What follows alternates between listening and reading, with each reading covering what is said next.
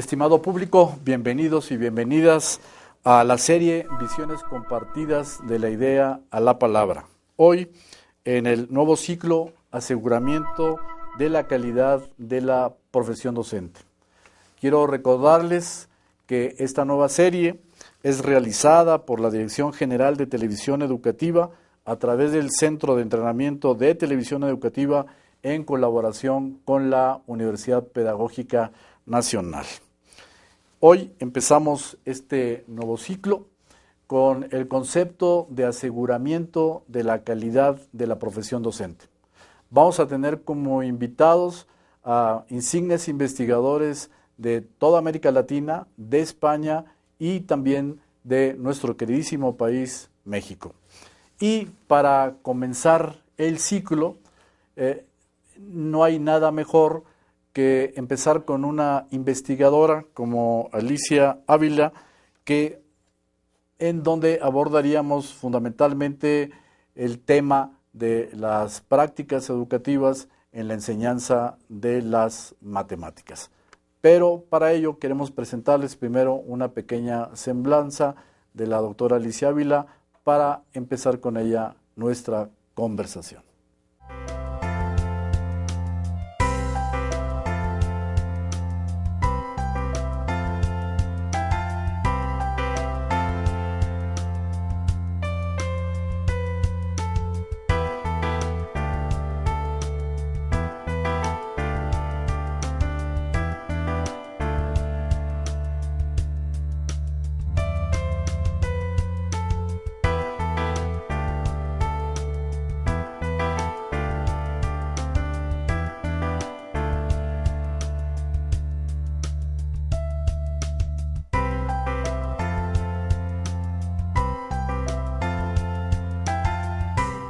Alicia, hemos estado conversando ya en otras ocasiones en la universidad sobre este papel que debe de jugar efectivamente la investigación. Y hace algún tiempo hacíamos un repaso muy rápido de algunos de los textos que se publicaban aquí en la universidad y veíamos aquellos que estaban más cerca de la escuela y aquellos que estaban un poquito más alejados de la escuela. Tu caso es muy clarito.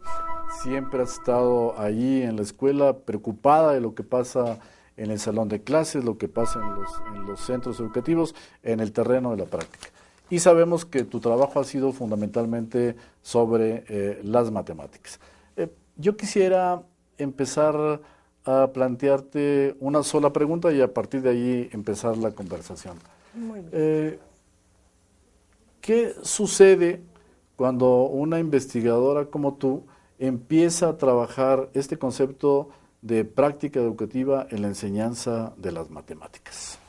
Bueno, Adalberto, primero pues mucho gusto de estar aquí con ustedes, a todo el público también los saludo.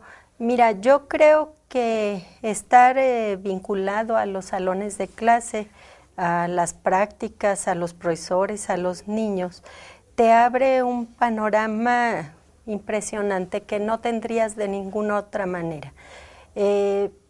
Me parece que cuando las personas nos quedamos nada más en los libros o en las teorías, con todo el valor que tienen estos, nos hacemos modelos que muchas veces no corresponden a la realidad.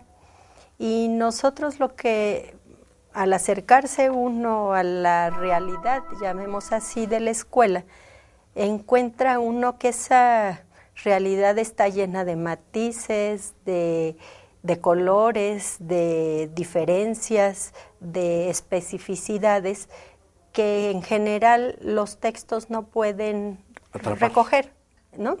Sería muy difícil. Y entonces a mí me parece que lo que uno como investigador aprende es esta gran diversidad que hay en las prácticas. Sería tal vez exagerado decir que cada escuela, cada salón de clase es único, porque yo creo que unos se parecen a otros dependiendo de sus circunstancias, sus condiciones. Pero siempre hay una singularidad. Pero claro, hay una singularidad.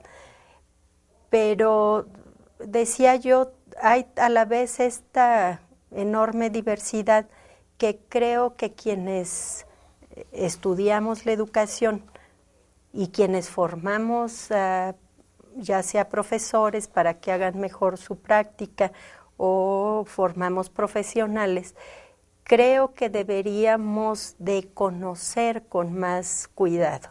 Ahora, Alicia, ¿cómo se acerca uno, digamos, a esa práctica desde el terreno de la investigación? Mira, yo creo que una cuestión que es muy importante desde la perspectiva de un investigador es, por una parte, estar abierto a que lo que está ahí te va a ser una novedad y no el hecho de ir a buscar ratificar preconcepciones que a veces se tienen, ¿no? Claro que hay que establecer buenos vínculos con los actores, porque si no, no puedes llegar ni con un oficio. Es interesante saber que, por ejemplo, un oficio de la Secretaría de Educación con frecuencia no te abre las puertas, sino que te las cierra. Te la cierra. Te la cierra o te muestra cuestiones que no son reales, ¿sí? Entonces, los maestros cuando, por ejemplo, piensan que vamos a ir porque venimos de parte de la Secretaría de Educación, entonces se sienten evaluados y entonces buscan cómo hacer cosas, claro, siempre desde su propia perspectiva, desde sus creencias, buscan hacer buenas cosas, buenas prácticas, porque piensan que la Secretaría de Educación se va a enterar de aquello que hacen y claro, quieren hacerlo mejor. O hay otros profesores que te cierran, digamos, las puertas y entonces, bueno, hay que establecer un vínculo, yo creo, de una cierta identidad y amabilidad, y creo que algo que es importante es siempre llegar planteando la verdad, podemos decir, de lo que tú quieres hacer ahí. Hay algunos colegas de repente he escuchado que dicen, bueno, pero como no me van a dejar ver lo que yo quiero, entonces voy a decirles, mejor no lo voy a decir, o mejor no les digo. Y a mí me parece que siempre que hay que establecer una relación muy ética y muy clara con los profesores que te permiten entrar a ese espacio que es tan íntimo y tan personal, ¿no? Donde trabajan con sus alumnos. Alicia, y en tu experiencia, digamos, este valor ético de entrar así, ¿tú crees que marque una diferencia, por ejemplo, en los trabajos de investigación? Yo pienso que sí. Yo pienso que un investigador siempre tiene que tener una postura ética muy clara, donde no vas a engañar a nadie, no vas a aprovechar a nadie. Si los maestros entienden que ellos están colaborando en la construcción de un conocimiento, de una comprensión de la realidad que les va a ser útil a ellos mismos y a otros colegas, me parece que ellos participan de una manera auténtica y de una manera incluso interesada. Entonces me parece que sí es fundamental.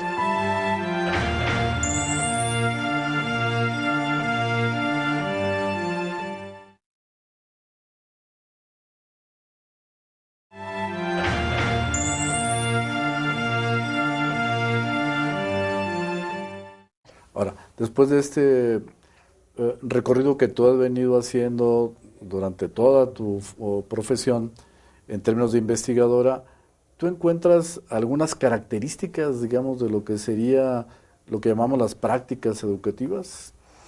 Fíjate que sí, Adalberto, yo en un trabajo que hice, quizá el que he hecho más largo en las escuelas, ha sido en el que basé mi tesis doctoral.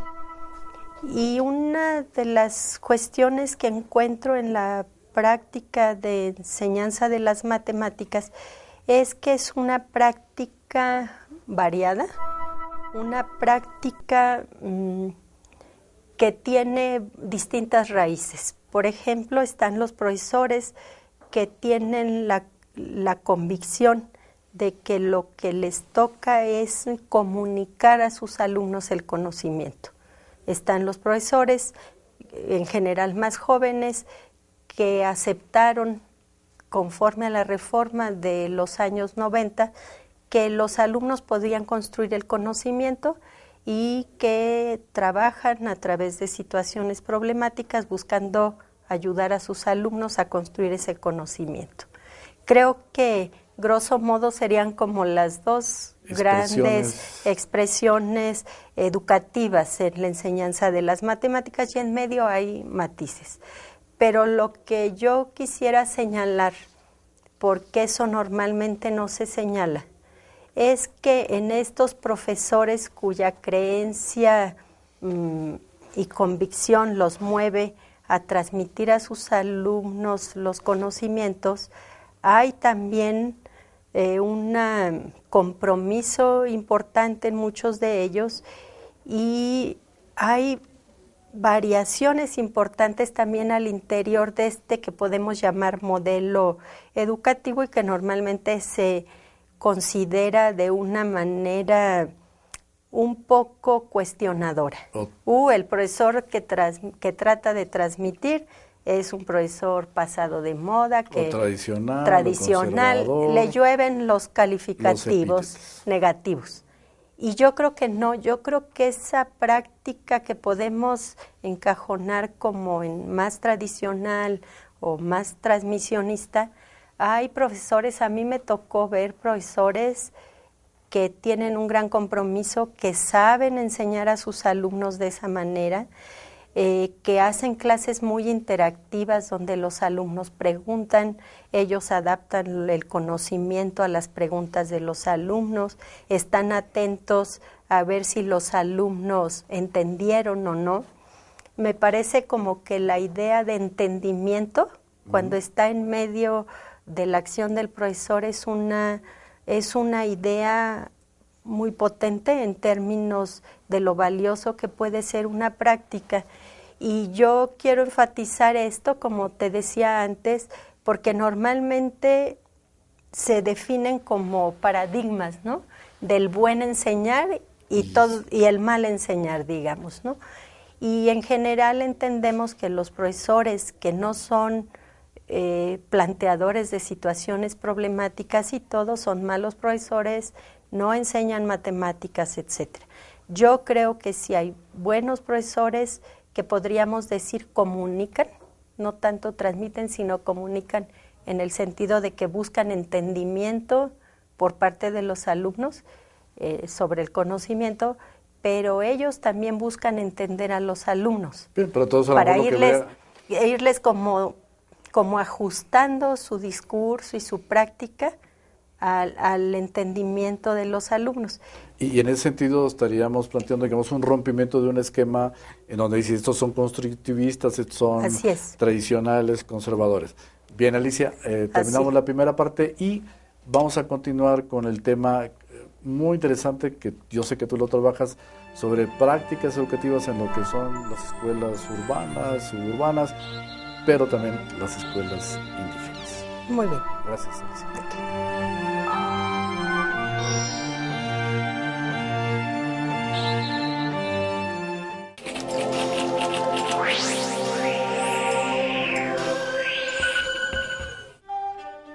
En 1786, la corona española estableció por primera vez el derecho a la educación de los indígenas. Mediante los fondos comunales, los pueblos de indios, con casi 3 millones de habitantes, comenzaron a educar a sus hijos entre los 6 y los 12 años en el uso del idioma castellano, doctrina cristiana, música y otros contenidos.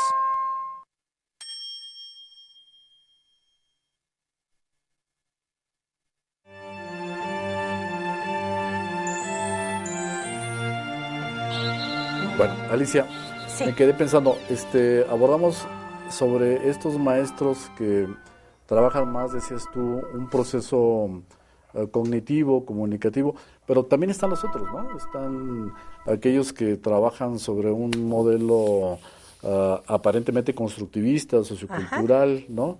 De esos, ¿qué nos podrías decir? Bueno, mira, esos profesores es otro, digamos que es como otro mundo, ¿no?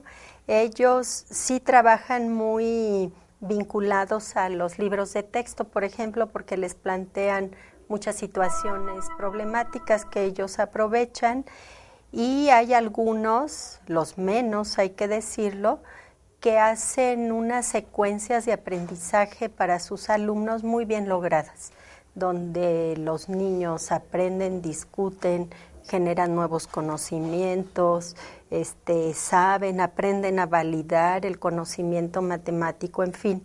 Y hay otros profesores que tienen menos logros con este modelo o tipo de enseñanza, pues.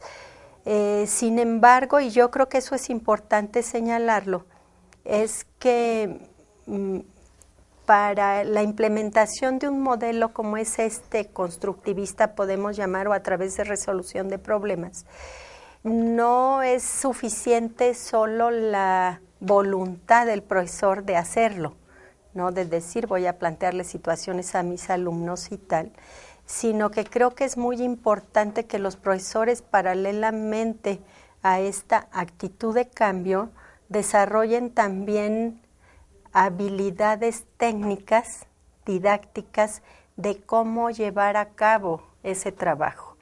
Y creo que ahí a la Secretaría de Educación, a las instancias encargadas, les ha faltado todavía vincularse más con los maestros, entenderlos más y establecer mejores vínculos para ayudarles a esta parte. ¿Podrías poner un ejemplo de qué significaría esta habilidad técnica? Sí, mira, hay profesores que, por ejemplo, plantean un problema que resulta muy difícil a los alumnos, porque es el problema que ellos tomaron de algún libro o del libro de texto o que ellos inventaron, del fichero de actividades.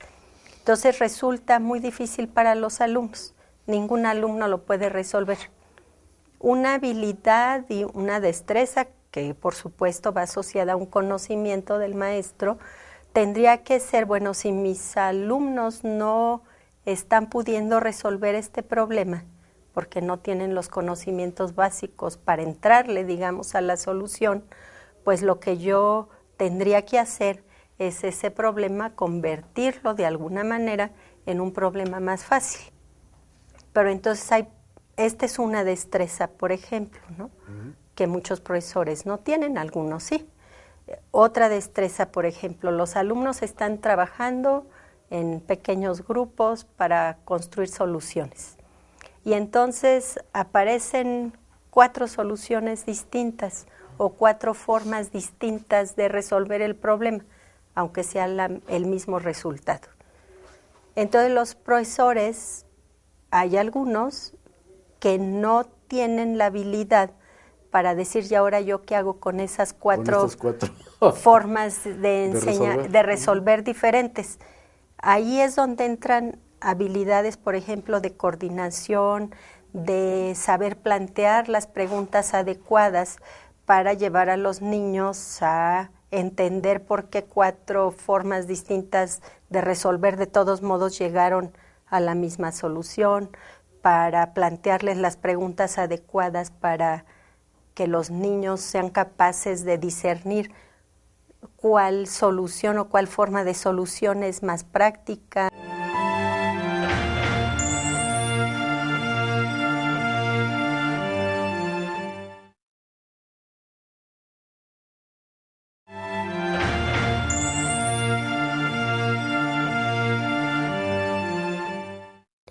Y ahora, Alicia, que has venido trabajando la parte de educación con los grupos indígenas, ¿no? ¿Se marcan diferencias? ¿Hay problemas iguales? ¿Qué es lo que has encontrado tú en esta investigación que has realizado en los últimos, año y medio, ¿no? Ajá, más o menos.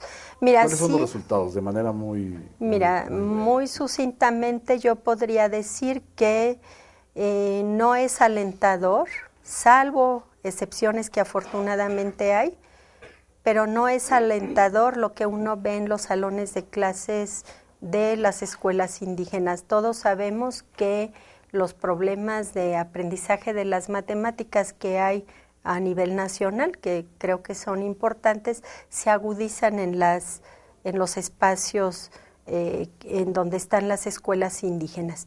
Y es que ahí hay problemas de diferente índole. Por ejemplo, hay maestros que no dominan o incluso en ocasiones que no saben la lengua que hablan sus alumnos. Ese es un primer problema, ¿no?, de comunicación en la clase de matemáticas, si nos centramos aquí. Independientemente de que sean de un modelo o del otro, como estamos platicando. Del que sea, claro, porque cruza todo el mundo.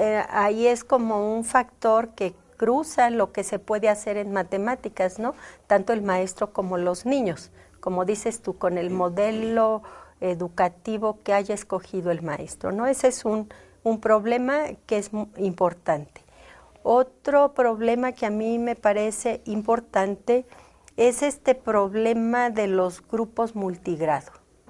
Hay quienes dicen que los grupos multigrado generan ventajas. Yo, en el tiempo que estuvimos en las escuelas indígenas a las que fuimos, en términos cognitivos o en términos de aprendizaje de las matemáticas no encontramos ventajas. ¿No funciona esto de los tutores pares? No, fíjate que una cuestión que a mí en lo personal me impactó mucho y que creo que tiene que ser un motivo de reflexión para el Estado, es que en los grupos multigrado, cuando estos funcionan con algún tutor o que los niños grandes les ayudan a los pequeños, pero que son pocos casos de lo que vimos, la mayoría no hay una buena vinculación entre los niños grandes y los pequeños y entonces pues no puede haber una buena ayuda por parte de los grandes. Pero donde vimos que funcionaba, digamos, en términos de apoyo de los grandes hacia los pequeños, una cuestión que vimos es que los grandes, digamos, que salen pagando este modelo. ¿Por qué? Porque lo que vimos es que los maestros ponen un nivel de contenidos que los pequeños puedan manejar, abordar. Y entonces, para que los pequeños puedan hacer eso, los grandes no reciben, no se ponen en contacto, porque su maestro no los pone en contacto con los contenidos que deberían de tener según el grado que cursan. Entonces los grandes salen sacrificados. Y a mí me parece un asunto de una terrible inequidad para esos niños. No dudo que aprenden actitudes de cooperación, de solidaridad, aprenden a ayudar a los pequeños, pero ellos salen sacrificados y a mí me parece que es un asunto muy importante. ¿Otro rasgo que has descubierto ahora en esta investigación, Alicia? Mira, otra cuestión interesante es que la mayoría de los profesores se centra nada más en enseñar las operaciones aritméticas, suma, resta, multiplicación y división, y con los números naturales, o sea, los que sirven para contar. Por varias razones creemos. Una, porque los propios profesores creen que lo que les va a servir a esos niños y lo que es importante son las 4 operaciones.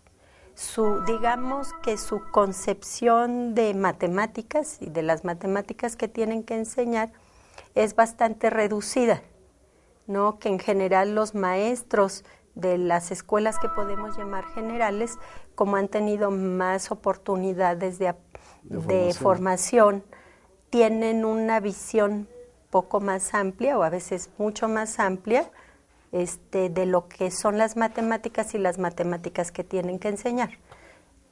Bueno, entonces, con esto estaremos cerrando, Alicia. Desafortunadamente se nos ha acabado el tiempo, pero me parece que básicamente con lo que has abordado tratamos básicamente estos temas que nos parecen a nosotros centrales.